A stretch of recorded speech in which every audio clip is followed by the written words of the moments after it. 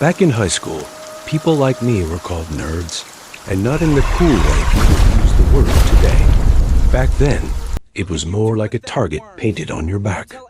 My friends and I got shoved into lockers, mocked in hallways, and sometimes beaten up simply because we cared more about books than football games.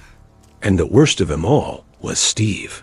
Steve was the kind of guy who treated cruelty like entertainment.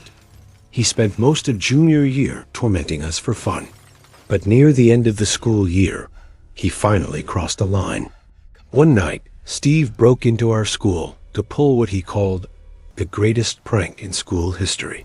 Our school was old, really old. St. Augustine Academy had once been a hospital decades before it became a private Catholic school in the young 1950s. Rumors claimed tuberculosis patients died there in massive numbers. Some people even believed bodies were buried beneath the property in underground tunnels connecting the hospital buildings. Nobody knew how true those stories were, but every student knew them. At night, the building creaked constantly. Pipes groaned in the walls. Footsteps echoed through empty hallways. Teachers blamed the age of the building. Students blamed ghosts. Steve wanted to use that fear. After breaking in, he trashed classrooms, ripped books off library shelves, and scattered papers through the hallways. Then he stole red paint from the art room and began painting messages across the lockers. Get out. Your soul is next. Death is coming. Typical horror movie nonsense. But according to Steve, while he was painting the lockers, he heard voices coming from the basement. Not normal voices. Whispers. Dozens of them. He claimed shadows were moving beneath the basement stairs. And whatever he heard scared him so badly that he ran from the school screaming. Of course, nobody believed him. The administration matched his handwriting to the painted messages almost immediately. Steve was expelled within days. As he was dragged out of the office, he screamed over and over, "There's something evil down there." Most students felt sorry for him. My friends and I didn't. We thought he finally got what he deserved. So near the end of the school year, I suggested something stupid. Let's break into the school ourselves. Not to vandalize it, not to prank anyone. Just to prove Steve was lying. If we explored the basement and found nothing, then all the ghost stories would finally die. My friend Carson agreed immediately. His mom worked as a janitor at the school, which meant he secretly had access to one of the keys. And that's how 4 terrified nerds ended up sneaking into St. Augustine Academy at midnight. The moment we entered the building, the atmosphere changed. Schools after dark feel wrong, even normal schools. But St. Augustine felt dead. Our footsteps echoed endlessly through the hallways. Every flickering light looked like movement. Every shadow looked human. Still, we kept going. Eventually, we reached the basement door. The air felt colder there. Carson opened the door slowly, revealing a narrow staircase descending into darkness. We only had cheap dollar store flashlights. Their weak beams barely illuminated the stairs ahead. The basement itself was massive. Dusty storage boxes stretched endlessly into darkness. Old textbooks, broken desks, Christmas decorations, stacks of uniforms, all buried beneath years of neglect. But what disturbed me most were the statues. Rows of old religious statues stared at us from the darkness. Their cracked faces looked almost alive in flashlight beams. We kept walking deeper and deeper. The basement seemed impossibly large. Finally, in one far corner, Carson moved a pile of boxes aside and froze. There was a hole in the wall. Not huge, but large enough to crawl through. Behind it was a tunnel. Instantly, we all thought the same thing. The old hospital tunnel. The one from the stories. None of us wanted to go first. So naturally, we played rock, paper, scissors. And naturally, I lost. I crawled inside. The tunnel smelled damp and rotten. Dirt scraped against my elbows as I pushed forward with my flashlight. Then I heard it. A strange sound. Not footsteps. Not wind. A soft whooshing noise. I stopped moving. Behind me, my friends laughed nervously and asked what was wrong. I ignored them, because the whooshing slowly became whispering, very faint, very distant. I shouted into the tunnel. "Hello?" The whispers stopped. Silence. Then suddenly, they returned louder, closer. I froze completely. My flashlight trembled in my hands as I crawled forward another few feet. And then my light landed on something. Someone. A person crouched inside the tunnel, about 15 feet away. At first, I thought it was a corpse. The figure was horrifyingly thin. Bare ribs pressed against pale skin. No shirt. Filthy skin stretched over bones.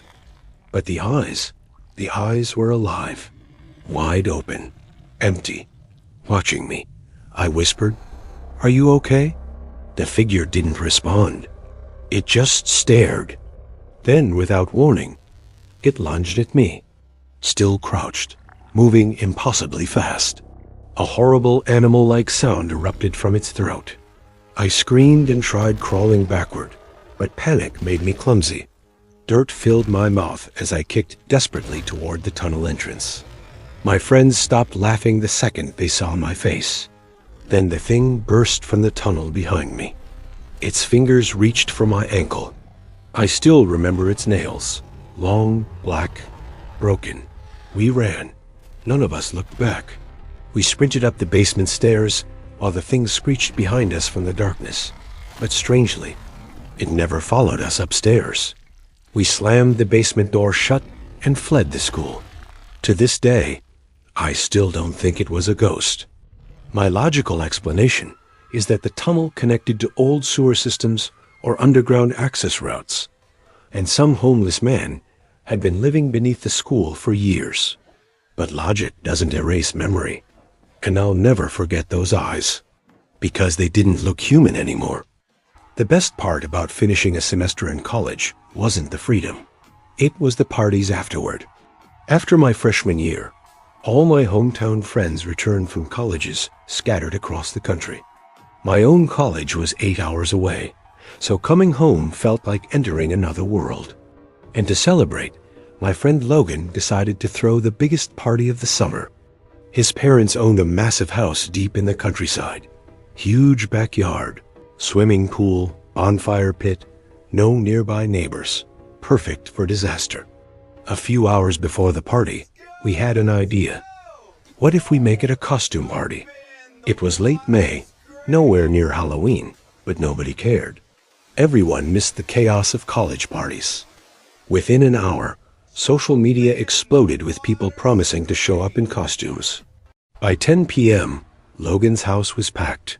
Music blasted through the walls. People were jumping into the pool fully clothed. Half the girls wore cheap purge-style masks. And because everyone was in costume, nobody really knew who was there. At some point during the night, I noticed her. A girl standing alone inside the house behind the sliding glass doors. She wore a beautiful gold masquerade mask, and she was staring directly at me. I waved. She waved back. Then she walked away. I went inside to find her, but she had disappeared into the crowd. Hours passed before I saw her again. This time, I was in the pool. She stood far away near the tree line at the back of Logan's property. Beyond those trees was a small forest. Again, she waved at me, and slowly gestured for me to follow her. I didn't think twice.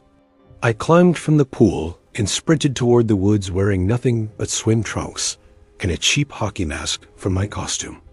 By the time I reached the trees, she was gone. I called out to her. Nothing. Then finally, from somewhere inside the darkness, I heard her voice. "Don't go back yet." Soft, flirtatious. "Come find me first. Every bad decision starts with attraction." I stepped into the woods. Branches snapped around me. Her voice kept moving. Sometimes left, sometimes right, like she was circling me. Then I found her gold mask lying on the ground. I picked it up and kept walking. Finally, I saw her standing ahead between the trees. Long dark hair covered her face. White tank top, black shorts, completely still. I walked toward her carefully and held out the mask. "That yours?" She laughed quietly. "Thanks." Then she said something that instantly changed everything. "I know who you are." The voice suddenly sounded familiar. Very familiar. I took another step closer. And then she lifted her head. The second I recognized her, my stomach dropped.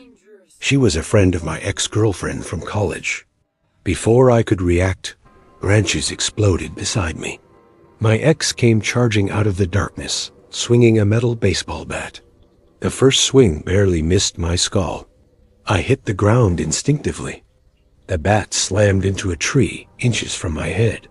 She screamed and swung again. I scrambled backward in terror as the bat smashed into dirt beside me. Then I ran. I ran faster than I ever had in my life. Straight back toward the lights of the party. Straight back toward people. I burst out of the woods, screaming that someone was trying to kill me. The entire party died instantly. Logan kicked everyone out, but refused to call the police because he was terrified of getting busted for the party itself. I stayed awake all night staring toward the tree line. Every shadow looked like them. And I couldn't stop asking myself one question. How long had they planned this? My ex had driven 8 hours to find me. 8 hours. Just to lure me into the woods. The terrifying part is that our relationship only lasted a few weeks. But during those weeks, she became obsessive. She constantly checked my phone, my emails, my social media. If I came back to my dorm 2 minutes late, she demanded explanations. Eventually, I ended things because I realized something was deeply wrong. Apparently, she didn't take it well.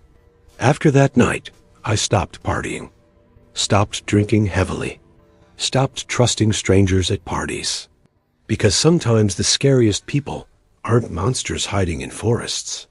Sometimes they're people who once said they loved you. Last year, I got my first long-term job as a substitute teacher. From April until summer break, I covered a maternity leave position teaching high school history. Honestly, I loved it. Most senior classes mentally check out by springtime. So instead of overwhelming students with lectures, I kept classes interactive and fun. We debated politics respectfully, discussed history openly, and actually enjoyed learning together. The principal even hinted there might be a permanent position waiting for me in the fall. Everything felt perfect. Until the last day of school. After the award ceremony, students slowly began leaving for summer vacation. Eventually, the building was almost empty. I stayed behind cleaning my classroom. Later, the principal and I talked for nearly an hour about future teaching opportunities. Excited and distracted, I eventually headed out toward the parking lot. And I realized I forgot my purse in the classroom. So I went back. When I opened the classroom door, I nearly jumped. One of my students was standing beside my desk. Ben. Ben was brilliant, but painfully quiet.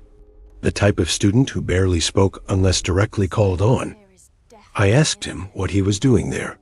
He shrugged. Just thinking. Something about the way he said it made me uncomfortable immediately. I told him school was over and he needed to leave. For several long seconds, he didn't move. Then slowly, he walked toward the door. But before leaving, he stopped. Without turning around, he quietly said, "Thank you. I'm sure I'll see you around." The words themselves sounded harmless. But his tone, cold, wrong. After he left, I grabbed my purse and noticed something strange. It wasn't inside the desk drawer where I always kept it. It was sitting on the chair beside my desk. My stomach tightened. I immediately checked my wallet. Nothing was missing. At least, that's what I thought. A few nights later, my husband and I were outside enjoying a fire in the backyard, while our 7-year-old son stayed overnight at his cousin's house. At some point, we heard noises behind the shed, rustling, movement. My husband wanted to investigate, but I brushed it off as an animal. Later that night, he checked the shed and discovered muddy footprints near the door. Still, we convinced ourselves it was nothing. The next morning, I found our back door slightly open. Again, we assumed we'd forgotten to shut it properly. But the following night changed everything. My husband stayed downstairs watching baseball while I fell asleep upstairs. Around midnight, I woke up feeling deeply uneasy. I couldn't explain it. Something just felt wrong. So I got out of bed and stepped quietly into the hallway and froze. At the far end of the hallway stood a dark figure. For one horrifying second, I thought someone had broken into our house. Then I turned on the light. It was Ben, standing outside my son's bedroom, smiling. "Hey, Miss Jones," he said calmly. "Nice house." My blood went cold. Then he opened my son's bedroom door and walked inside. I saw something metallic in his hand, but couldn't identify it. I ran back into my bedroom, screaming for my husband while dialing 911. My husband charged down the hallway and burst into the room. Ben was already climbing out the bedroom window. My husband tried grabbing him, but Ben jumped from the second-story window and landed hard before sprinting into the darkness. The police arrived minutes later. I told them exactly who it was, but when officers questioned Ben's parents, they claimed he'd been home all night. Ben denied everything. And because there was little physical evidence, police said there wasn't much they could do. I felt helpless, terrified. Then suddenly, I remembered my purse. Ben must have searched it in my classroom and copied down my address from my ID. That realization made me physically sick, because if I hadn't woken up that night, if I had stayed asleep even 10 seconds longer, he would have been alone inside my son's bedroom. For the rest of summer, I barely left the house. We changed every lock, installed cameras everywhere, and eventually decided to move entirely. What still haunts me most is this. Ben never acted violent in class, never disrespectful, never unstable. He was polite, intelligent, quiet, which taught me something terrifying. Sometimes the most dangerous people are the ones who never look dangerous at all.